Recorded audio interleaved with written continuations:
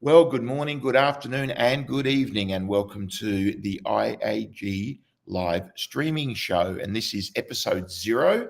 This is our very last test before going fully live tomorrow, Friday, the 25th of July, 2025, with episode 1. And we've been testing this live streaming for some time, and helping me to test it over the last few weeks, getting ready for the launch of this show. And our intrepid studio producer, Oscar Guiaro. Oscar, come on in.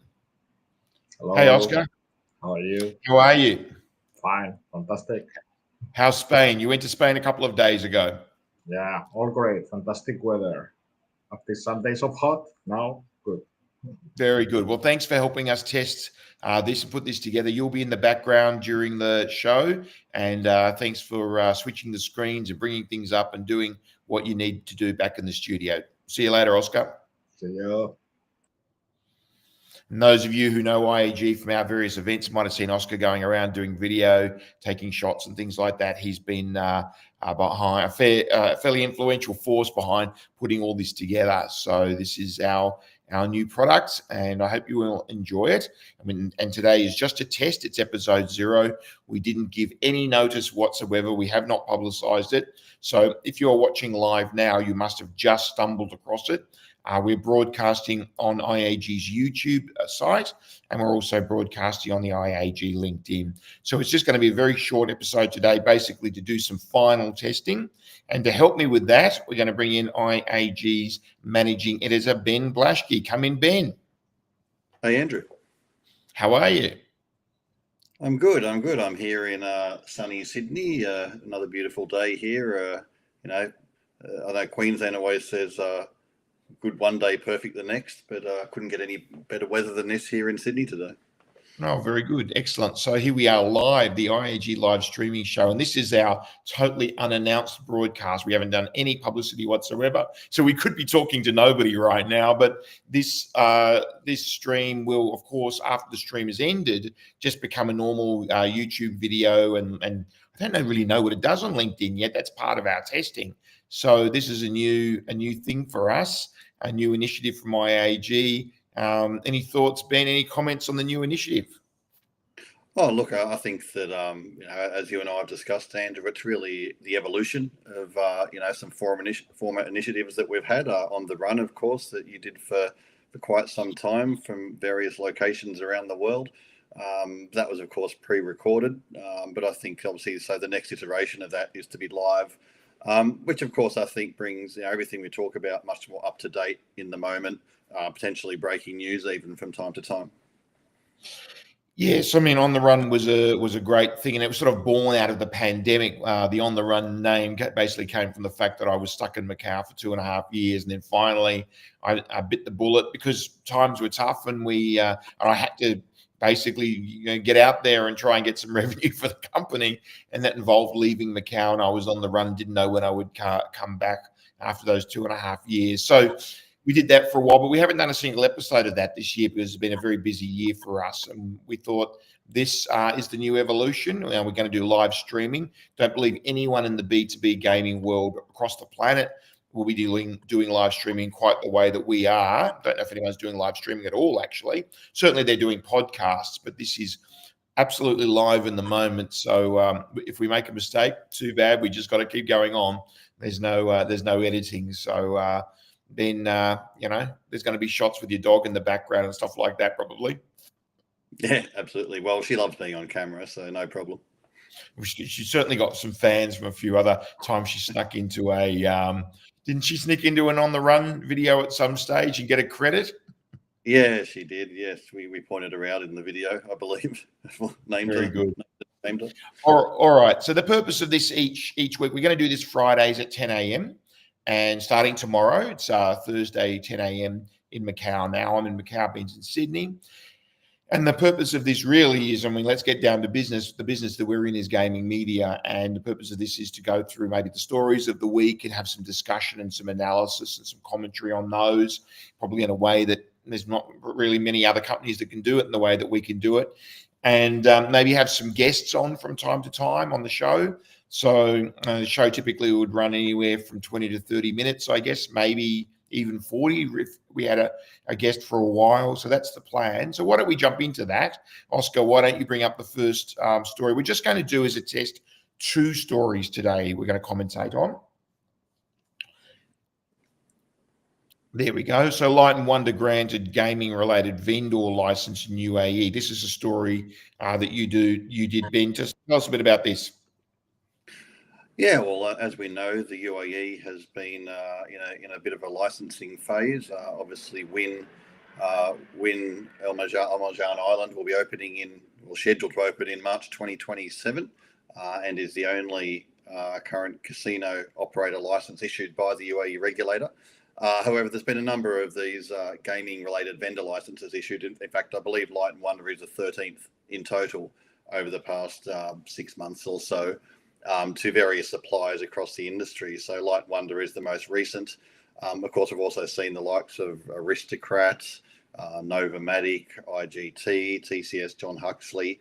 And actually, there will be another one named later today, our time, Andrew. That's been embargoed for now, but the 14th will be announced this afternoon, our time.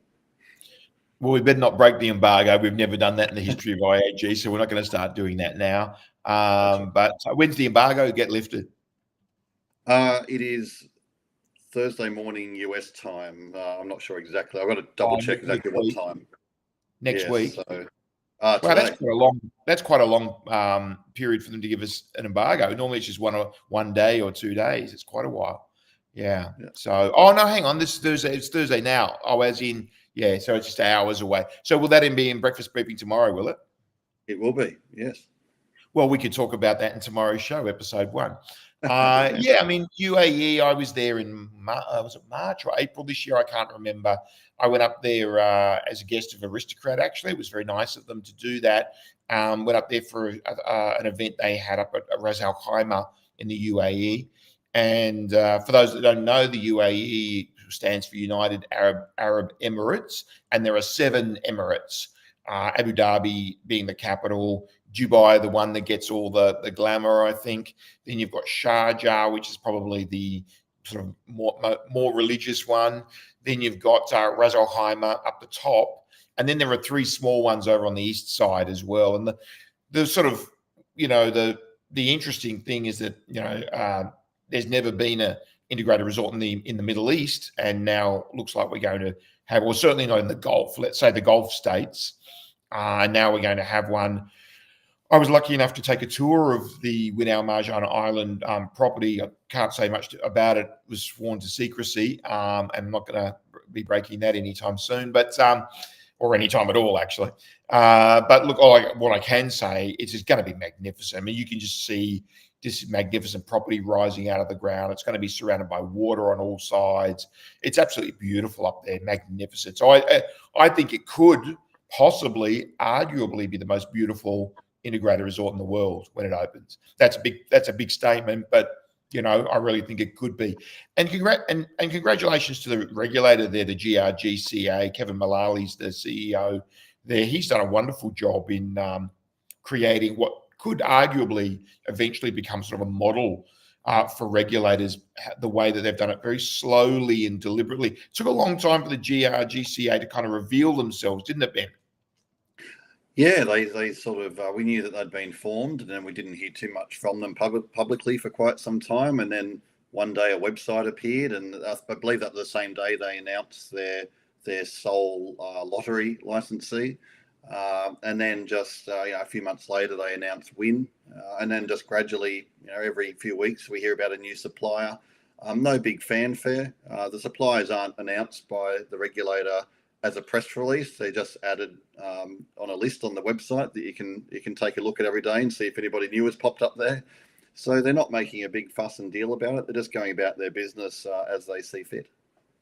Yeah, I was actually lucky enough to meet Kevin there in the UAE at Ras Al Khaimah, and actually I went to their offices in Abu Dhabi as well. Met a few of the team there. Won't talk too much about it, but it was great to meet them, and you can see that they're very, very deliberately trying to create.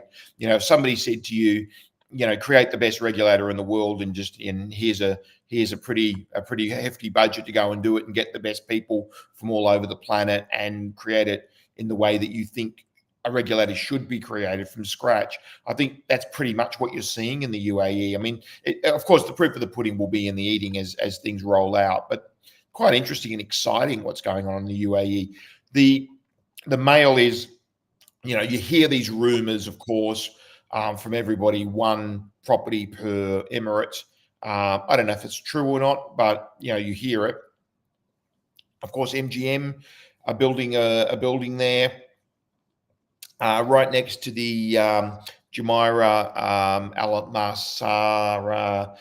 Al Arab. Let me get that right. Probably butchered the pronunciation there, but I actually stayed there one night. It was absolutely beautiful property, and right next door you could see the property that MGM is building. Obviously, they'd love that to be a casino.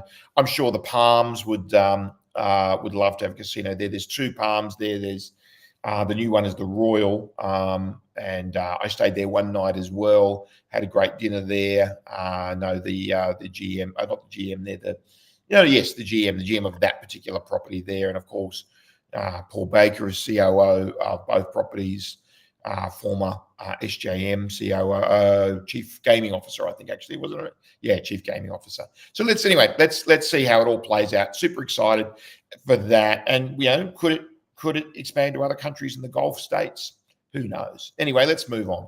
So we're just going to do one other story today. So Oscar, bring it up for us. Seaport raises Macau GGR forecast second half of 2025, and hopefully some of those stocks go up. I actually had a couple of good months, haven't we, Ben, in Macau for GGR? Yeah, it began in May. The May result came through after a particularly strong Golden Week. I remember all the reports after Golden Week were very much, wow, this has been a spectacular Golden Week, better than anything we ever expected.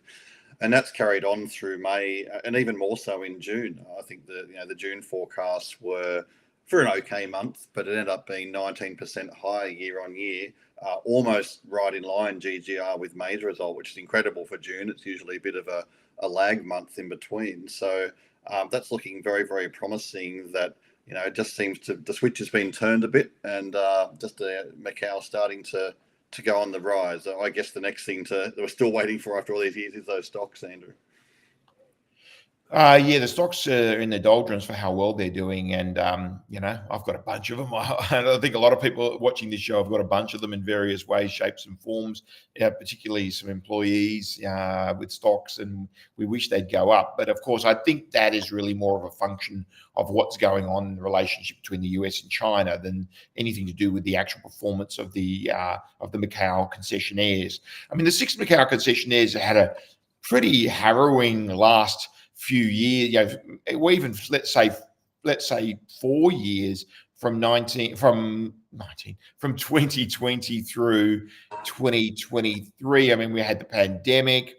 And through the pandemic, we had the relicensing, the new Macau gaming law, the whole relicensing process, and all of that stuff with the non-gaming commitments, the junkets, the complete decimation of the junket industry to a shadow of its former self.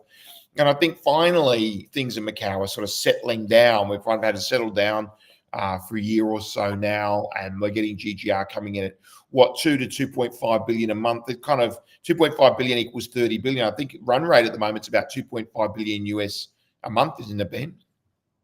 Yeah, around about that. Even a fraction higher the past few months. It's looking okay. It's interesting, Andrew, when we talk about the sentiment around Macau gaming stocks. Maybe a little bit of uncertainty is what investors have been looking at there. But there seems to be a bit of an infatuation with comparing to 2019. Well, if we're comparing GGR, it's not really a fair comparison, because that was, 2019 was a little bit artificially inflated by junkets, by the VIP revenue.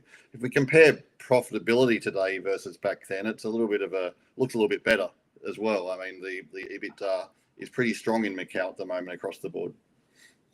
Yeah, well, I mean, the 2013 was the peak, wasn't it? 43 million US, 43 billion, I should say, US. And then 2019, I think 36.7, 36.9 or something, almost 37 billion. But look, we're running a run rate now is essentially 30 billion, which is, obviously a good, 80% roughly of 37 billion, but there's no junket commissions to pay, or minimal junket commissions to pay.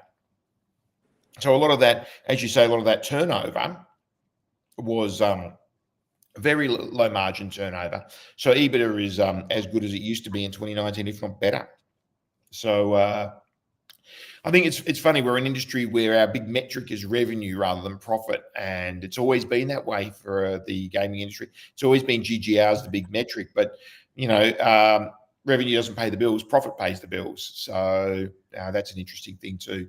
All right, well, I think this is pretty much pretty good for a test. Obviously, when we do a real episode, we'll probably do more stories and talk less about each story. Just before we go, we should give a little plug to our big event coming up that we're madly organising at the moment, the IAG Expo from September 8th to 10th. Oscar, you do want to pop up? Oh, there you go. You anticipated it. So Oscar's popped up there the website that we just launched. What was it, Monday this week? We just launched the new website. Oh, there's my ugly face. Scroll down, Oscar, get that off the screen. There we go. 46 days to go. So 46 days to go, as you can see in the countdown. And there, maybe just Oscar scroll down a little bit to those four blocks and the 4 videos, the 4 elements. As per the last 2 years in Newport and Manila, we're going to have the summit and the awards. Of course, the MAD opening event on the Monday evening, September 8 evening. But new this year, the exhibition on September 9 and 10, 2-day exhibition. Our first ever exhibition, there you go. Oscar's popped up a QR code. So if you want to pull your mobile out and scan that QR code, it'll take you to iagexpo.com. But our first ever exhibition, quite exciting. We've never done. I mean, we've been to hundreds of them, haven't we, Ben? But first time for us to actually do one. It's been a real learning experience. We're putting a huge amount of effort in, the whole IAG team, particularly Dorothy Loy, our director of events. A lot of pressure on her, but she's doing well. And I'm pretty excited about it. Yeah, looking forward to it. It's going to be a huge week. As you say, we're pretty much every waking hour now. For the next 46 days, we'll be focused on IAG Expo.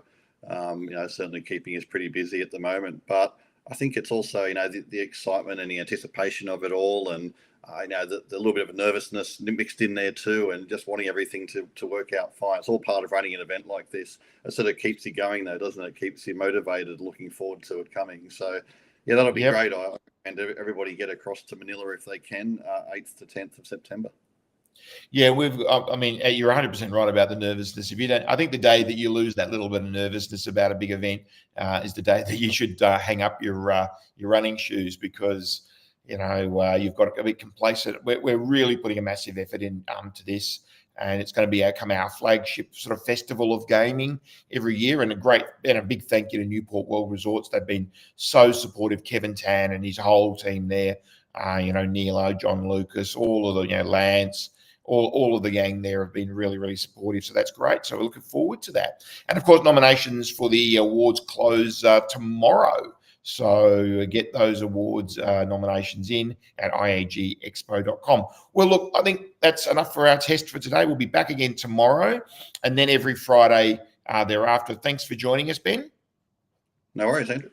Good. And we won't bring him back up, but thanks to in the background to Oscar. Great little test. And we will see all of you on IAG Live Streaming Show, 10 a.m. tomorrow, Friday, 25th of July. And it's me signing off. And we'll see you next time. Bye for now.